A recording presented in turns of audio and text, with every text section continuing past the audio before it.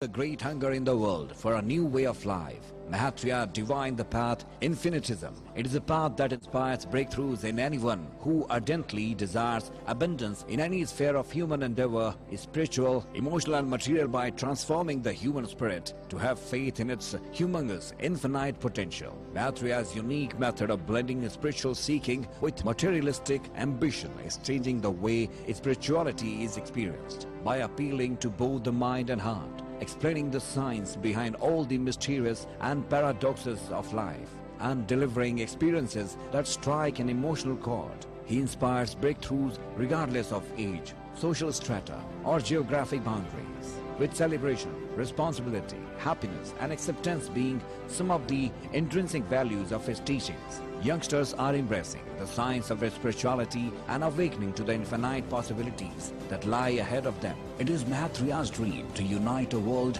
that has been divided in the name of God and religion through faith and love. It is his conviction that charity will keep a poor person poor. It is only through education and employment people can be lifted from their poverty. So far, over 20 years, Mahatria, through his Sunday morning satsangs called Inspirational, has been empowering industrialists, opinion makers and educationalists to create abundance and use that abundance to create opportunities for education and employment.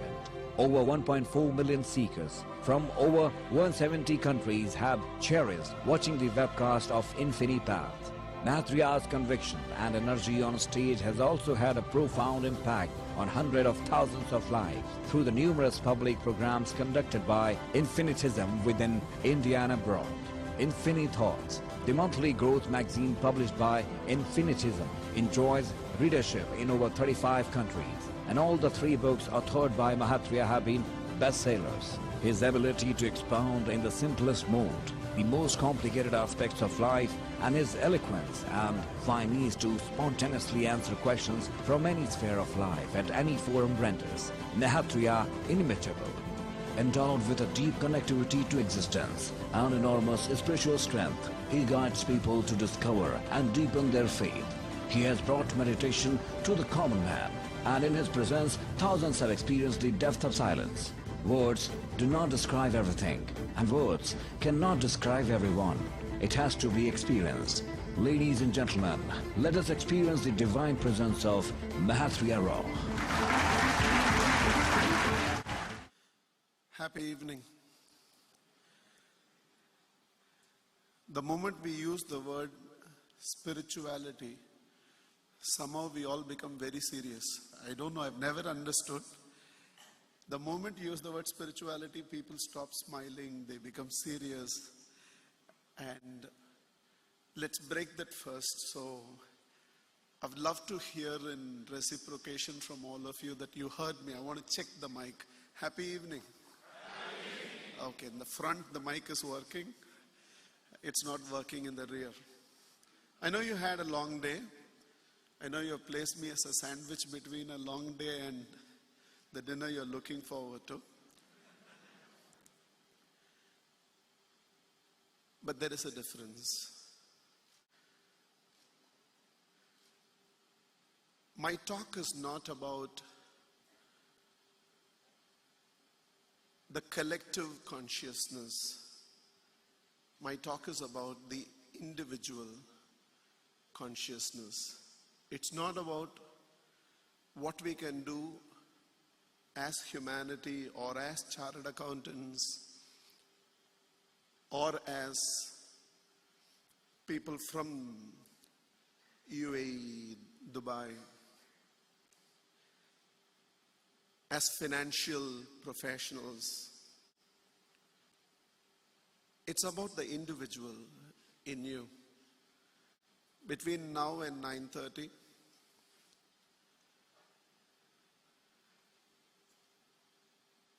let everybody else disappear for you. Become oblivious of everybody else.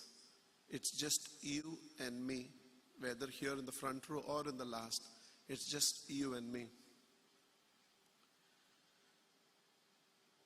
It's about individual transformation. It's about individual awareness.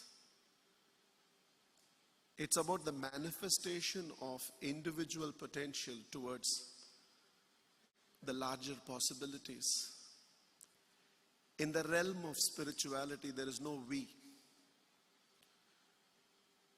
It's so personalized and so individualized. In your prayer, it's just you and the Lord. In your meditation, it is not even you. It's introverted. And it's about personal awakening. It's about the individual within you waking up to the sleeping possibilities within us. It seems a father used to come home every evening and read the newspaper. Just to personalize the talk, let's say between Gulf News and College Times. I don't know who your sponsor is, so I'm saying both. And his little child, who was 6 years old, wanted to play, but the father first wanted to know about all the scandals in the world before he could play with his daughter. But you know, children are so insistent that doesn't matter which country they come from, they have their way. So the 6-year-old daughter was too insistent about, "Dad, play with me."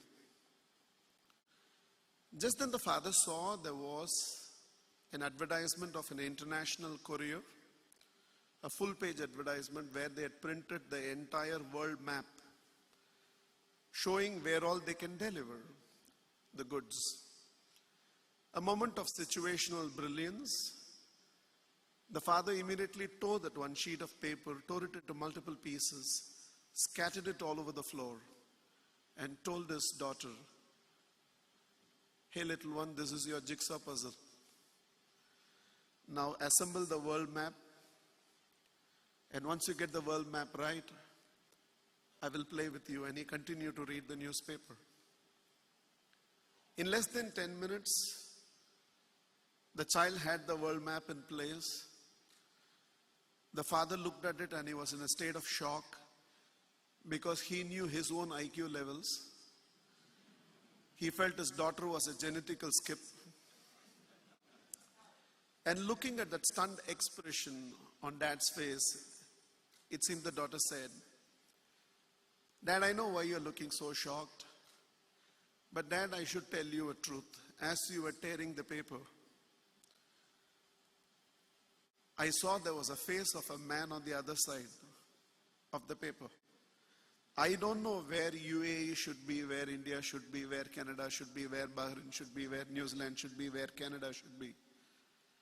But I know where nose should be, where ear should be, where forehead should be, where eye should be."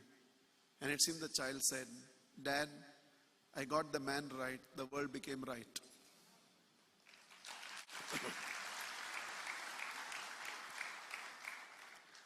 It's all very easy to take refuge. Collective ego is the greatest shelter man has ever created. That's why we want associations, we want cult, we want groups. As children, we wanted to be part of gangs, because collective ego provides an extraordinary shelter for an individual to hide.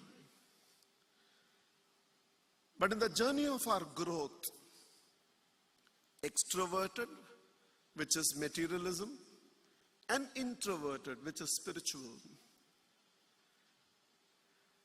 you have to face the harsh reality of individual development. It's about you. In fact, leadership itself, and it is being demonstrated at national level, in countries, globally. Leadership itself is the power of I through the power of we. An extraordinary leader at the top. It's sensational to see the amount of collective empowerment that happens. Nations turn positive, hope is created, collective progressions happen. A chapter which is dull, stagnating, existing under one leader, and in the hands of another leader, literally goes through revival, rebirth, rejuvenation, and suddenly the possibilities looks limitless. Time and again it is demonstrated that the speed of the engine is the speed of the train. Leadership is all about the power of I executed through the power of we. Yet somehow, a classical mistake happens at a point of time where we are so focused about developing the organization, we are so focused about developing the association, developing the institution, we forget the most important piece in this puzzle called life, which is yourself. Sometimes we overlook our own development. Without lifting the man, you cannot lift what he represents. Sometimes it's all about how to empower everybody else. And one person gets orphaned in the entire process. And that's yourself. All your disappointments in life is because you no more have an appointment with yourself. You've turned yourself into a public property where your time is divided between roles all the time. And when you stop growing, you may not notice it immediately, but eventually all your roles stop growing.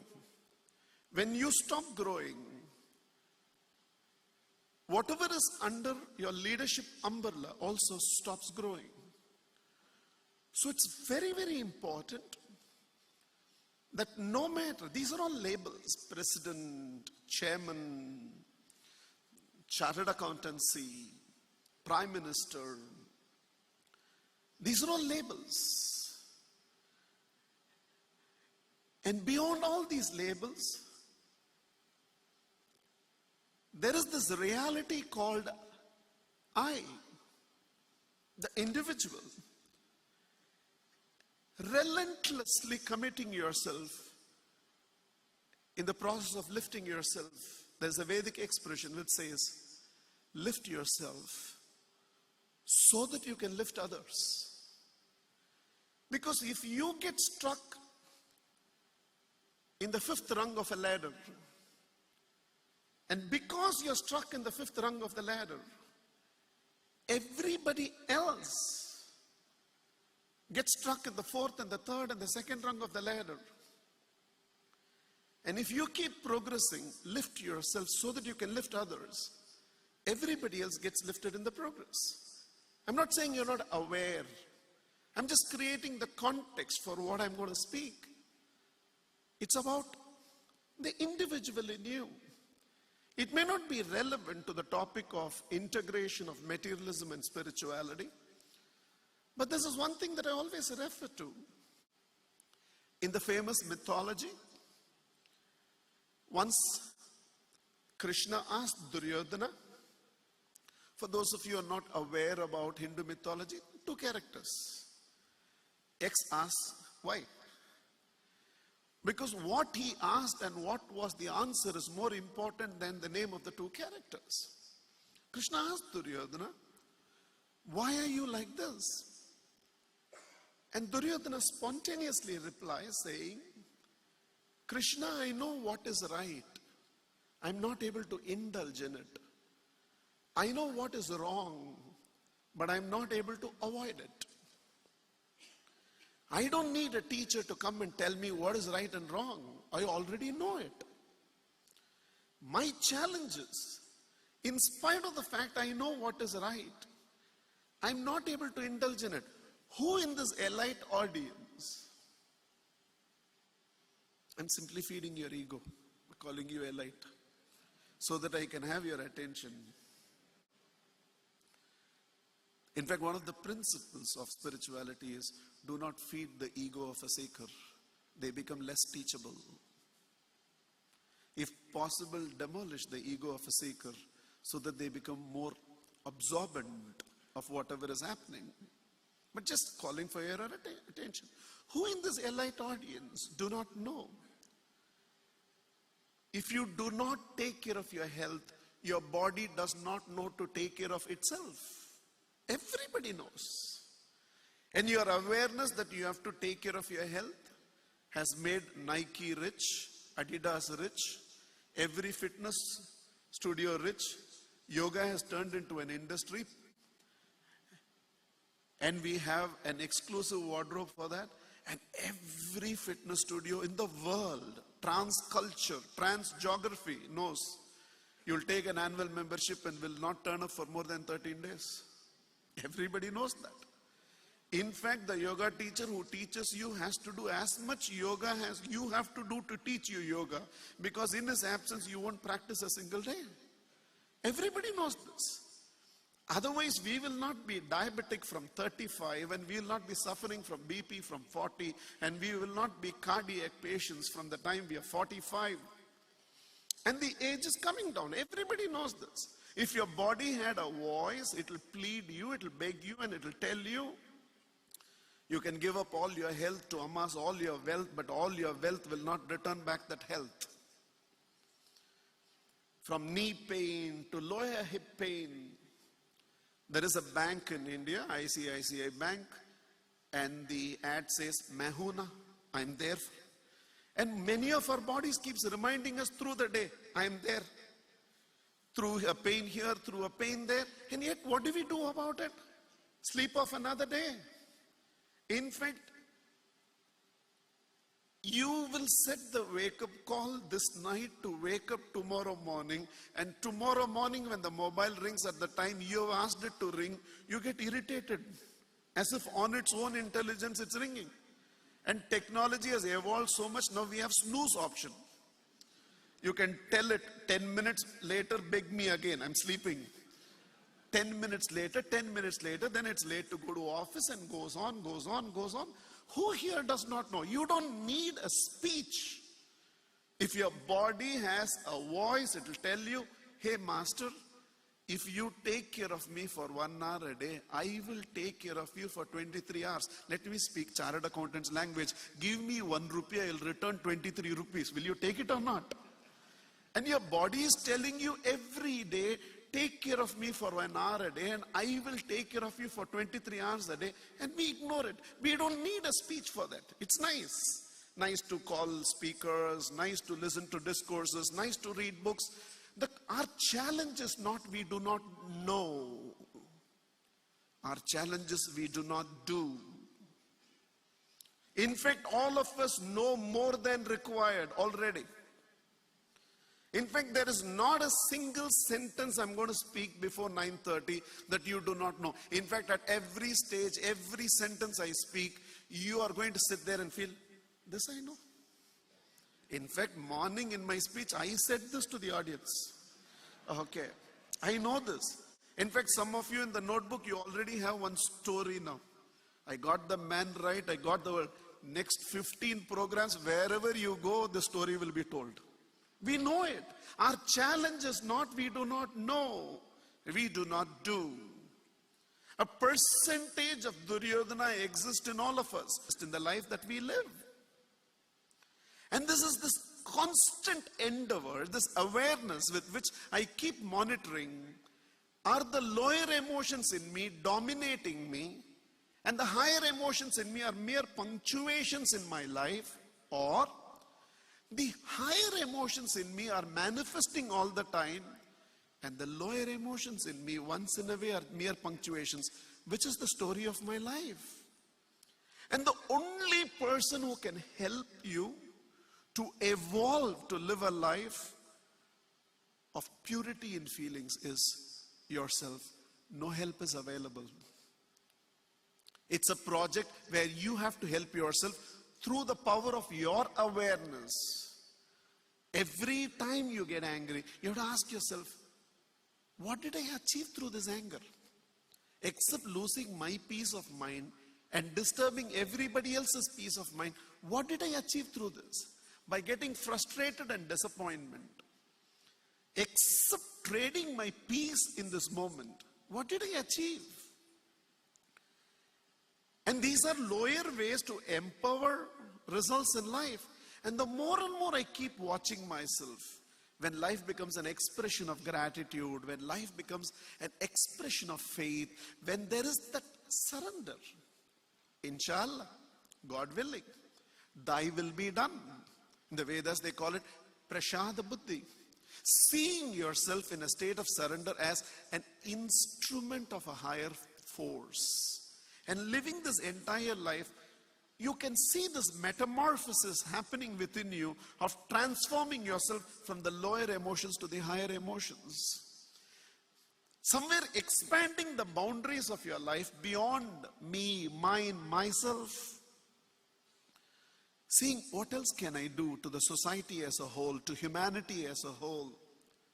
Seeing yourself as a head of a family whose circumference is growing all the time is a manifestation of those higher feelings within you.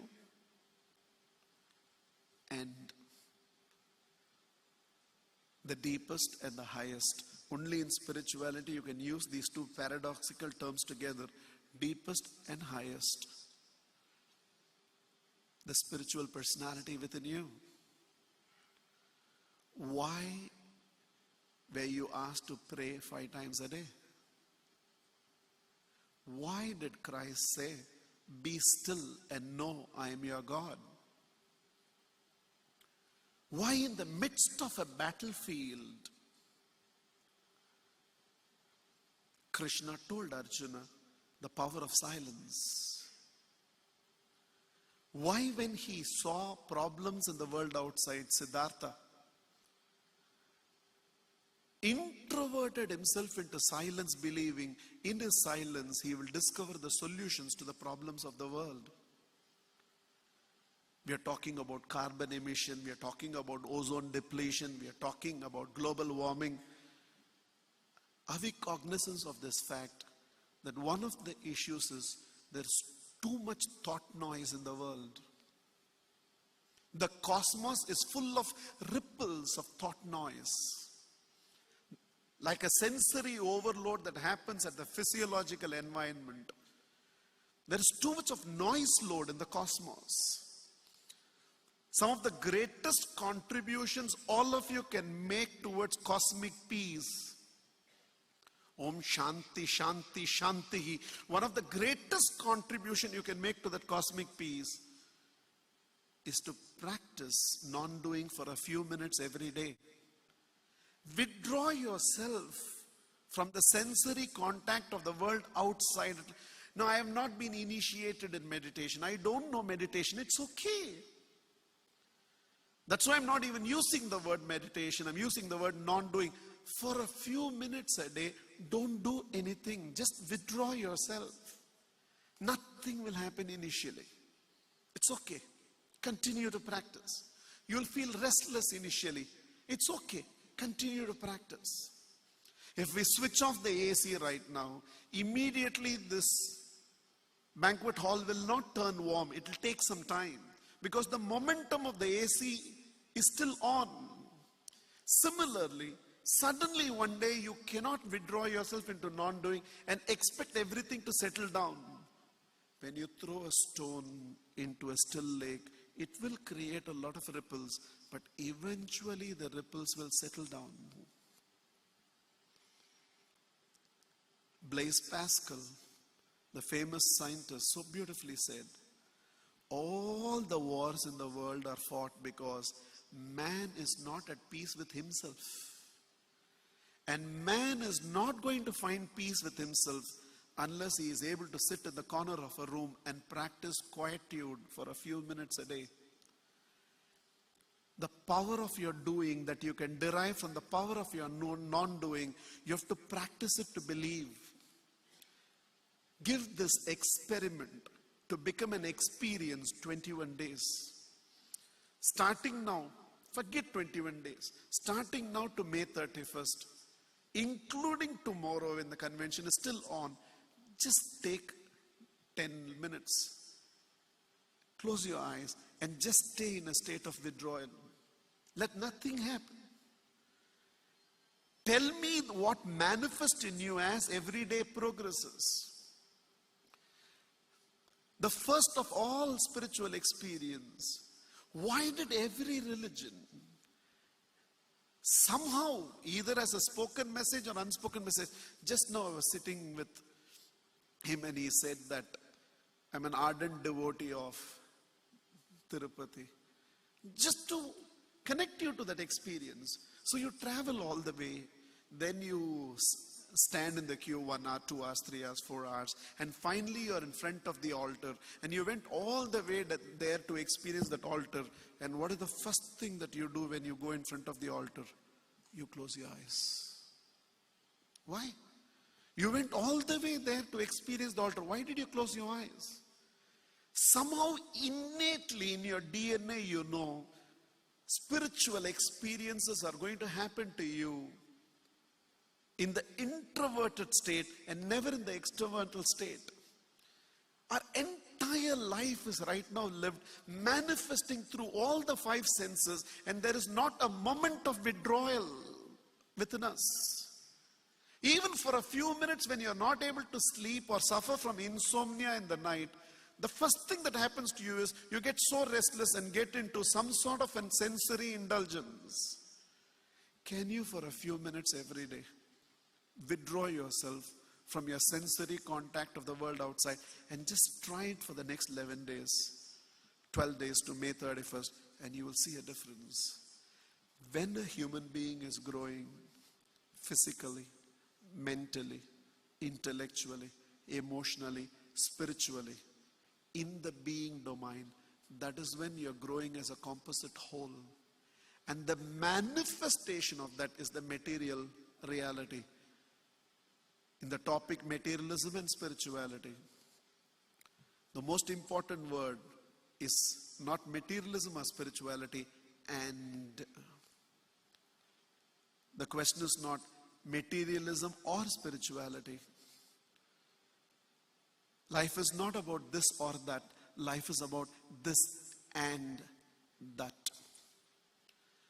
Rooted in spirituality, rooted in those introverted experiences of my life, manifesting itself, branching itself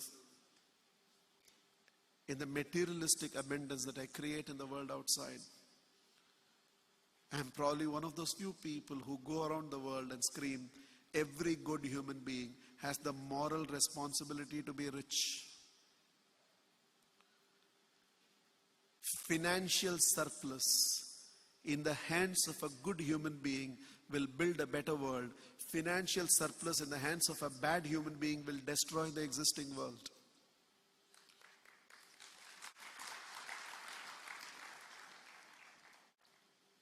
There is only one way to vanquish all the wrong in the world. There is only one way to vanquish all the wrong in the world. All bad people should become poor. They should not have money to do bad. And there is only one way to make all the bad people poor in the world. All good people should become rich.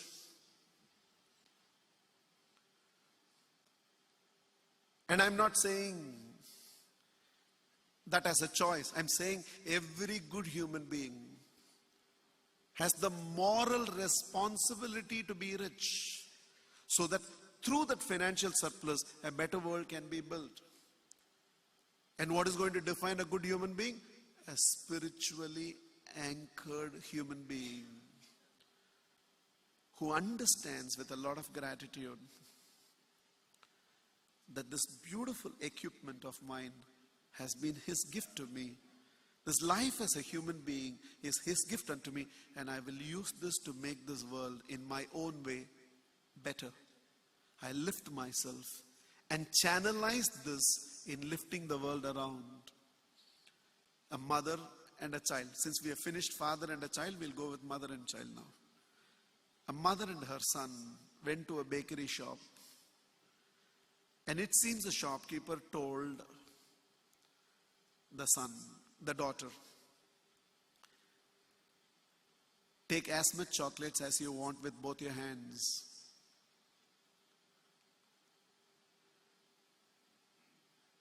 The child refused, saying that I don't want. The shopkeeper insisted. It's okay, my little one. Mommy won't say anything. Take as much chocolates as you want. The child said, no, I don't want. Before they left the shop, the shopkeeper picked up all the chocolates with his own hands and gave. And the child happily received it. The moment they came out, the mother said, I felt so proud of you when you said you will not accept it. Why did you accept it when he gave it? And it seems the little child said, Ma, even before entering, I had decided, if he asks me to take chocolates with my own hands, I will say no, because only little will come. Only when he gives with his big hands, enough will come. And I think much more than any one of you could have individually asked your Creator, I want this in life, I want that in life. The fact is that benevolent hands have given you much more than you could have ever asked for. And I think we have...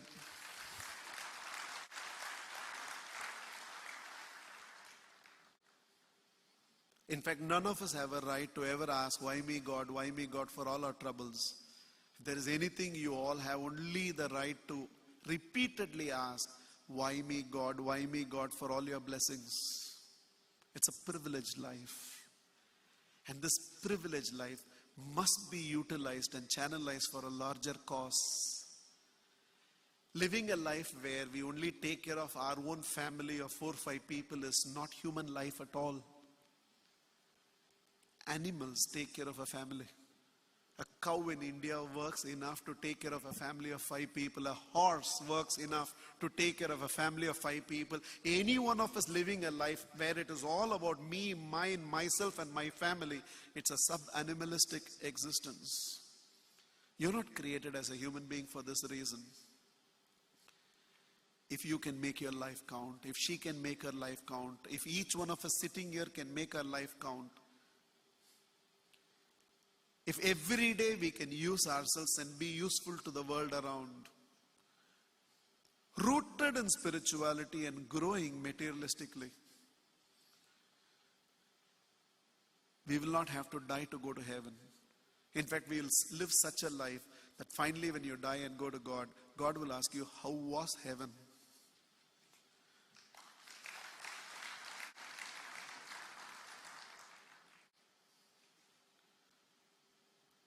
It's not enough we are beautiful people. We have a responsibility that we have a beautiful world around. Take any one aspect that we discussed today and make it part of your DNA. It has to be your DNA. There's no point. You can't live your life out of a notebook. In the entire 55 minutes I've spoken, something should have hit you once. That is your transformation, and live the transformation. Earn your dinner. Improve the quality of your thoughts. Be a compulsive solution finder. Grow from animalistic emotions to purity in feelings. Take a few minutes every day to practice non-doing and experientially realize the power of your doing can be derived from the power of your non-doing. And somehow tell yourself, you will live such a life, 50 years from now, 100 years from now. This world will continue to benefit out of the life that you have lived and gone. Let's leave a legacy. I thank all the people who made this evening between us possible. I love you all so much. With infinite faith in collective human potential, I'm absolutely convinced the most beautiful period for the world has just begun. And the better news is, we will make it so beautiful because each one of us will play our individual part in painting this world and making it even more beautiful. I love you all so much. Thank you.